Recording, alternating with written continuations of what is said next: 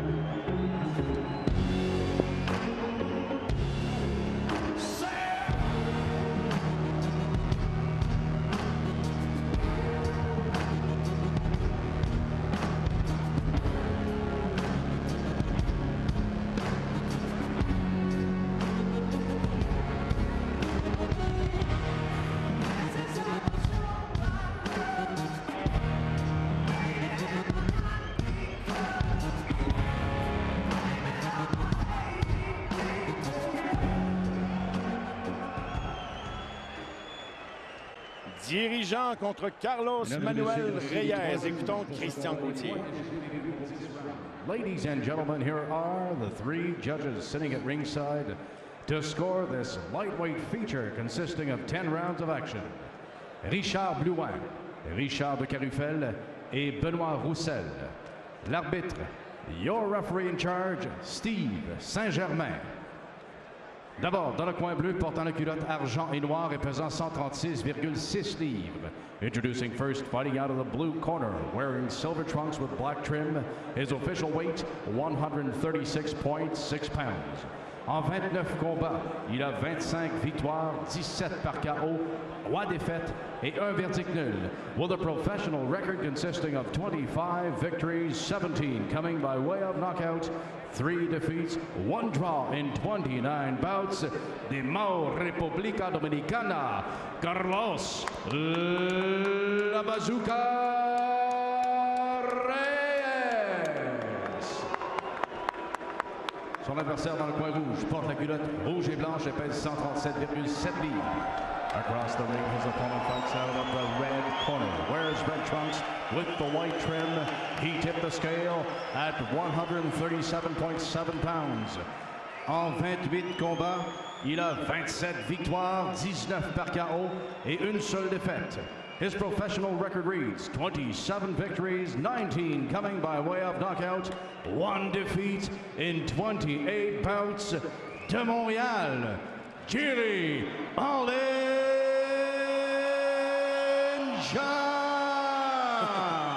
Le voilà, le All-In Bernard, son nouveau surnom de dirigeant. Il a changé de surnom. Une nouvelle vie pour lui. Alors, c'est le temps des conseils, bien sûr, prodigués par l'officiel de ce combat. L'adversaire de Thierry qui a été knocké une seule fois en carrière. I want a good clean fight, je veux un combat propre. Protect yourself at all time, protégez-vous en tout temps. Good luck, both of you. Bonne chance, touch gloves. Il sort d'une séquence de 2 victoires, l'adversaire de Thierry ce soir. Thierry qui a livré quelques combats depuis qu'il a vécu une aventure personnelle qui, bien sûr, l'a ramené, je pense, dans un chemin qui lui sied beaucoup mieux, hein, lui qui a vécu... Oui, on avait senti ça à son dernier combat au Centre Bell au mois de septembre passé. Il avait gagné par knockout au 5e round, mais on ne reconnaissait pas le dirigeant fluide en défensive. Il se faisait toucher par son adversaire, Daniel Ruiz, et on ne comprenait pas trop pourquoi, mais était miné par des problèmes personnels, problèmes de consommation, et de qui a gambling. réglé là, maintenant. Oui. Parce que dirigeant, là, plusieurs amateurs de boxe l'ont comparé de par son style à Jean Pascal, Oui, oui. de par justement cette facilité-là de boxeur instinctif. Oui, puis il nous a déjà démontré de très, très belles choses dans sa jeune carrière jusqu'ici. Il a vécu de grands moments aussi. Il a eu des gros combats, lui, en Amérique du Nord dans sa carrière jusqu'ici. Oui, il avait tellement bien fait en 2014 contre Amand Peterson Oui. à Washington, alors qu'il avait perdu une décision unanime, mais il avait été très Controversé, compétitif, hein, très aussi. compétitif surtout contre Amand Peterson. Et on voyait de belles choses en lui. On le voyait revenir sur les grands réseaux en grand combat. Mais ça s'était un petit peu détérioré. Mais c'était sa seule défaite à carrière. Belle fiche, 27 victoires, 19 victoires par knockout. Et là, maintenant, tout ce qu'on souhaite, c'est que le plus rapidement possible, il retourne, lui, là, dans les grands combats avec une condition physique idéale. Vous voyez que sur la culotte de Thierry, là, devant, ben derrière, c'est marqué son prénom, mais devant, c'est marqué All-In, juste pour clore l'explication sur ses problèmes de jeu. Ben, c'est un clin d'œil, justement, à son récent passé. All-In, une allusion, bien sûr, à une expression typique du poker. Alors, on est loin d'un jeu de cartes ce soir sur le ring. C'est avec des gants de boxe qu'il affronte, bien sûr, son adversaire. Tout tranquille jusqu'à maintenant. Un uppercut au corps, le dirigeant. Les deux tentent de s'établir tout simplement en début de combat, Bernard. Reyes, qui connaît bien le Sandbell, était venu lui boxer en 2012 contre Logan McGuinness, un boxeur de l'Ontario, avait perdu une décision unanime dans un combat nord-américain de championnat. Oh, belle main arrière ici de dirigeant au corps.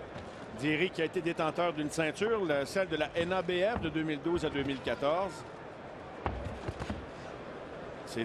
Ces 5 dernières victoires, soit par knockout ou par knockout technique.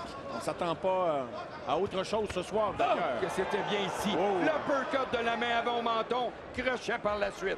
Et là, on voit que Reyes, ça l'a dérangé de par sa physionomie.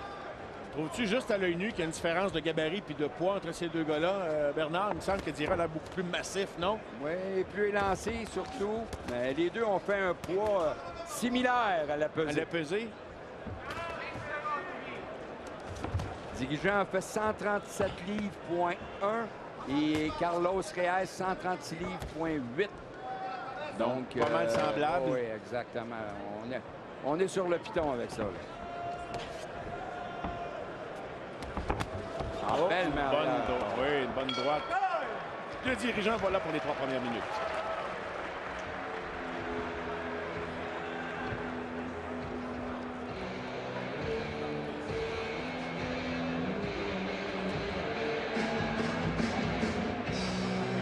Sur la musique d'Ozzy Osbourne, allons dans le coin de Carlos Manuel Reyes. Comment va-t-on s'ajuster à la suite de ces 3 premières minutes?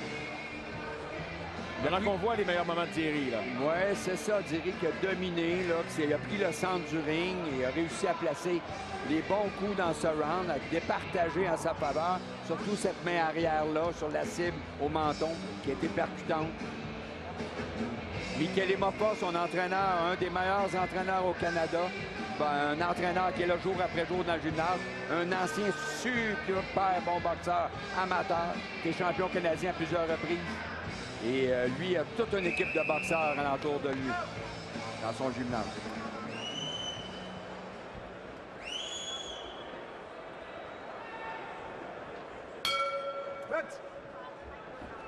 Ça repart pour un deuxième assaut. Combat qui, s'il se rend à la limite, atteindra les 10 rondes, mais ne pariez pas là-dessus. Non, ne pariez pas là-dessus. Même si le combat s'est amorcé de façon quand même pas trop intense pour Thierry. Déjà, on sent qu'il veut augmenter le rythme et la fréquence de ses coups. Et d'ailleurs, c'est tout un début de round pour lui. Il était impressionnant que son uppercut de la main avant au menton avait réussi à le placer au premier round. Et là, il est revenu avec... Oh, quel uppercut! Oui, ça passe entre la garde aïe.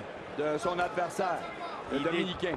Tellement autoritaire et sec dans ses coups. Là, il a l'air dans une forme remarquable ce soir. C'est sûr que ce n'est pas un adversaire de calibre de championnat, là, mais on est très content de l'avoir affiché une aussi belle forme. Un des meilleurs combats en carrière de Reyes, c'était en 2009 contre Nicolas Walters.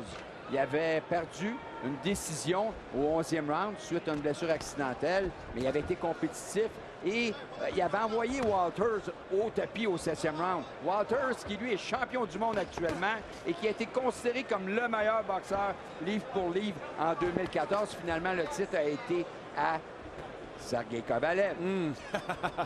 Oui, un nom qu'on a entendu souvent ces dernières semaines à Montréal.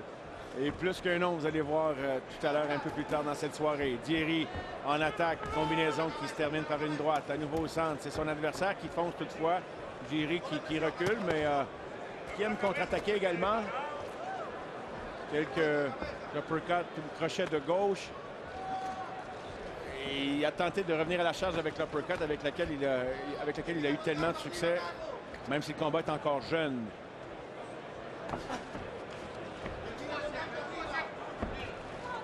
On revient avec le jab. À nouveau, c'est pas des coups qui vont permettre de knocker un adversaire, mais qui permettent de placer le suivant. 3 jabs consécutifs. Et là, la distance est établie. Et on voit la rapidité de dirigeant, rapide, précis, puissant. Donc, il paraît beaucoup mieux qu'à sa dernière présence sur le ring. Oh, il n'y a aucun doute. Oh, un autre uppercut. Et Reyes paie le prix à toutes les fois qu'il ose s'avancer à l'intérieur. Reyes qui est surpris et qui n'est pas capable de bloquer ces uppercuts-là avec son avant-bras. Donc, dirigeant est conscient qu'il passe comme dans du beurre là, avec ses uppercuts et on n'a pas fini de n'en avoir de ce genre de coup. 20 secondes au deuxième assaut. Thierry qui impose son rythme sans aucun doute depuis le tout début de ce combat. Cool. Oh, la droite. À gauche, à droite et tout touche la cible. Oh, et là, en plein entre les deux gants, il a percé la garde de Reyes. Reyes qui tente d'attaquer. Et voilà. Deuxième round de compléter. Alors, ça doit ressembler à du 19-19, Bernard, si on regarde Exactement, dirigeant qui, tranquillement, pas vite, est en train de se détacher de son adversaire. Et on voit la qualité de son côté. La qualité technique et la qualité athlétique. Je ne sais pas quel est le plan de match du côté dirigeant, parce que vraisemblablement, c'est pas une victoire qui sera sa plus difficile en carrière. Est-ce qu'on veut qu'il fasse plusieurs rounds? Est-ce qu'on veut tout simplement suivre le cours naturel des choses? C'est certain qu'il faut quand même se méfier parce que Carlos Reyes, de ses 25 victoires, il y en a 17 par knockout. Donc, à un moment donné, ici, on voit Théroux, David Théroux, avec son entraîneur Pierre Bouchard. Théroux qui, lui aussi, a un départ chez les professionnels canon avec 5 victoires en 5, dont 3 victoires par knockout. Très dangereux avec son crochet de la main avant au corps. C'était le combat optionnel, ça, pour le déroulement de la soirée. Là, il est à peu près garanti que... il est maintenant garanti que nous allons le voir parce que ce sont les préparatifs. Donc, on devrait le loger tout de suite après le combat de dirigeant. C'est comme ça, dans les grosses cartes comme ça, on veut s'assurer que l'amateur ait de l'action toute la soirée, qu'il n'y ait pas de temps mort pour vous. Puis j'espère que vous allez en passer une belle avec, bien sûr, le point d'exclamation puis la cerise sur le Sunday qu'on nous réserve pour la fin de cette carte avec Jean-Pascal et Sergey Kovalev, la droite de dirigeant qui vient d'atteindre Reyes. On peut rassurer les gens de Sorel Tracy. Votre chouchou de la boxe va être sur le ring. Ça sera pas long. Oui, monsieur, puis tu viens juste de dire Sorel Tracy, puis dans les bars sportifs, là-bas, ça vient de se lever. Tout de go, Bernard. Tu sais que les amateurs passionnés, là. Il y a un gala il n'y a pas longtemps, d'ailleurs. Oui, justement, avec David Théroux en vedette, et ça a super bien été. C'est très plaisant, des galas comme ça en région, là. Les amateurs ont l'occasion d'avoir de la belle boxe près de chez eux. Ça nous rappelle tes jeunes années à Trois-Rivières et Saint-Hyacinthe, Bernard Barré. Oui, mais ça fait déjà longtemps, là. Oui, on ne venait pas de vieillir, là. Mais... L'action se poursuit. 1 minute d'écoulée dans le deuxième. Thierry qui va avec des crochets de gauche. Oh, il vient d'effleurer le visage de Reyes. Puis heureusement pour Reyes, parce que ça aurait pu être extrêmement dommageable. D'ailleurs, quand tu parles de Trois-Rivières, je veux profiter de l'occasion pour souhaiter bonne santé à mon ancien entraîneur Jim Girard, qui était toute une personnalité à Trois-Rivières. Des fois, qui a un petit peu de difficulté avec sa santé, mais on veut lui faire un clin d'œil et lui dire qu'Yvon Michel et moi, on ne l'oublie pas. Salut Jim, toutes nos bonnes pensées. Salutations Yvon également. Lui qui prépare sa carte du 4 avril prochain à Québec. Les coups de qualité sont du côté de dirigeant et Reyes cherche des solutions, mais beaucoup de difficultés. Dès qu'il s'approche, c'est lui qui se fait. Et là, il a plusieurs coups. Et là, il plie les genoux. On sentait se venir. Il y a plusieurs coups d'impact qui ont atteint la cible. J'allais dire tout un encaisseur, mais là, c'en était tout simplement trop. Tellement impressionné. Je suis tellement impressionné par l'uppercut de la main au menton. Il l'avait placé à quelques reprises, mais là, il a fait beaucoup de dommages. Là, on appelle ça vivre sur du temps emprunté, mes amis. 50 secondes au round. Et dirigeant, lui, a une idée en tête.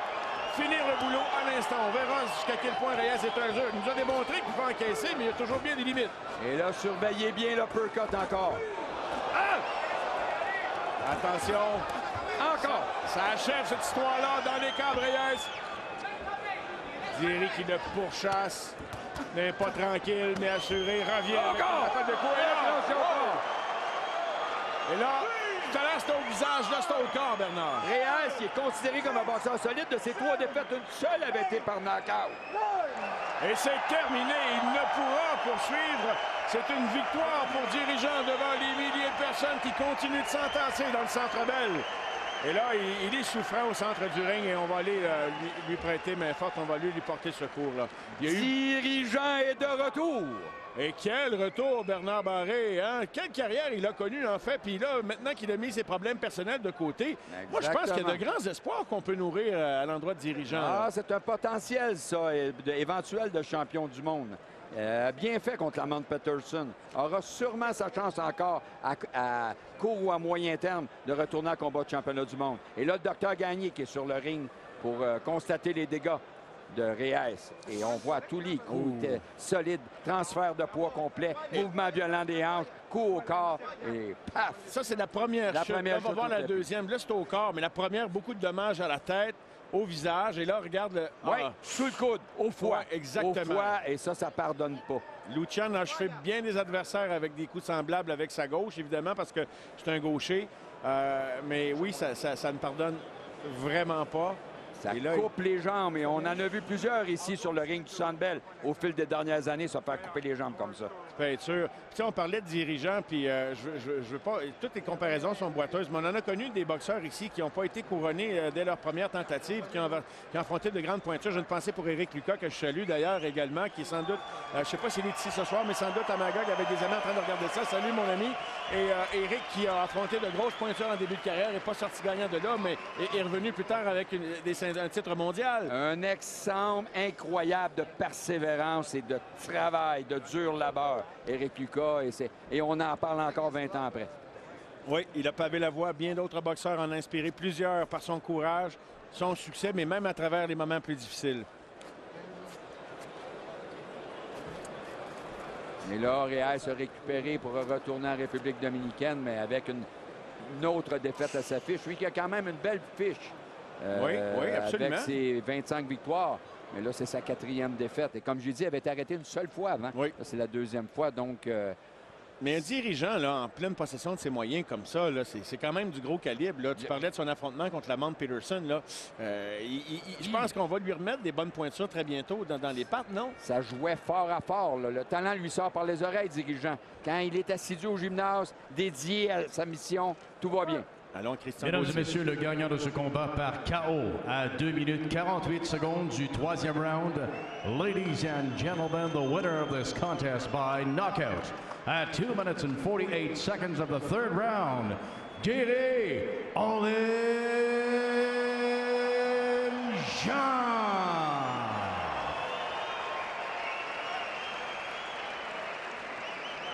Alors, en espérant que M. Reyes n'aura pas trop de conséquences à moyen ou long terme de cette victoire quand même, de cette défaite, c'est-à-dire où il a mangé, où il a encaissé de très, très durs coups. À ce moment-ci de la soirée, pour les gens qui nous regardent, eh bien, le prochain combat, tu nous en as parlé tout à l'heure, c'est l'espoir de Sorel, Bernard. Oui, David Théroux ici qui travaille avec l'imitant de l'entraîneur, avec Pierre Bouchard. L'entraîneur qui a été l'entraîneur d'Adrian Diacono, qu'on a vu aussi dans plusieurs coins, qui travaille souvent en collaboration avec Stéphane Larouche. Pierre Bouchard, qui est un champion canadien amateur chez les juniors et qui nous a fait honneur dans beaucoup de tournois internationaux. Et Bernard, avant qu'on enchaîne avec le prochain combat en direct du Centre Bell, on va permettre aux téléspectateurs de regarder puis de s'imprégner de l'ambiance du combat, des préparatifs Kovalev-Pascal, avec ce reportage qui nous amène dans les préparatifs des deux clans, c'est-à-dire l'équipe Jean-Pascal et l'équipe de Sergueï de Crusher Kovalev.